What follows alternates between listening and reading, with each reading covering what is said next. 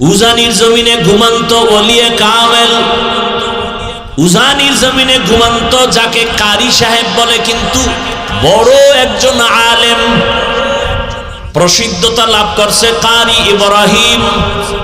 তিনি নোয়াখালীর সন্তান।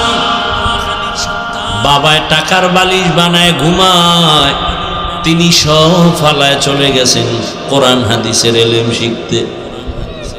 ঘটনা অনেক বড়। রশিদ আহমদ গঙ্গুহি রহমাতুল্লাহ আলাইহির খেলাফত পেয়ে আসলেন। চাঁদপুর জেলার উজানি গ্রামে গেলেন, কচুয়া থানা। ওখানে গিয়া হিন্দুদের মালিকানায় বিশাল বড় জমিন, বাগান, জঙ্গল খরিদ করলেন। থাকার জন্য, ঘর করার জন্য জঙ্গল সাফ করতে গিয়া দেখে ভেতরে একটা গম্বুজ দেখা যায়। গম্বুজটা এখনো আছে। উজানি গেলে দেখবেন এখন বিশাল মসজিদের এদিকে না, দক্ষিণ পূর্ব পশ্চিম কর্নারে ওই গম্বুজটা এখনো আছে। আমি তো উজানি পড়ছি। ওই গম্বুজের ভেতরে একটা বাঘ তার বাচ্চাকে দুধ পান করায়।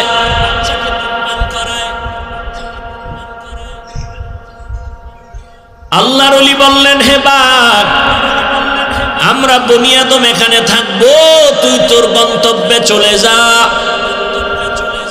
বলতে দেরি, কুমিল্লা জেলার একটা থানা আছে লালমাই। লালমাই থানার মধ্যে আছে একটা পাহাড়, লালমাই পাহাড়। বলা মাত্র বাঘ ওই বাচ্চা নিয়ে লালমাই পাহাড়ে চলে গেছে।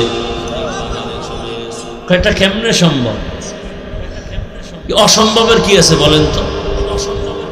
আপনি বেনামাজির কথা গরু শুনলে, কারি ইব্রাহিমের কথা বাঘ শুনবে না কেন? মহিলারা 500 হাঁস পালে, সন্ধ্যাবেলা মাঠে চাইরা দিছে, সন্ধ্যায় ডাক দিছে, আয় আয়, তার ভাষায় ডাক দিছে, আইসেনি? দেখছেন নি? এই তো অনেকে কবুতর পালে না, কবুতর উড়িয়া গেছে বিবারিয়া, নাইলে ঢাকা,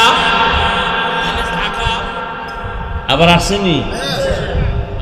ও ডাক দিছে টাইম মতো, গাছের ডালের কবুতর হাজির, পাখি হাজির।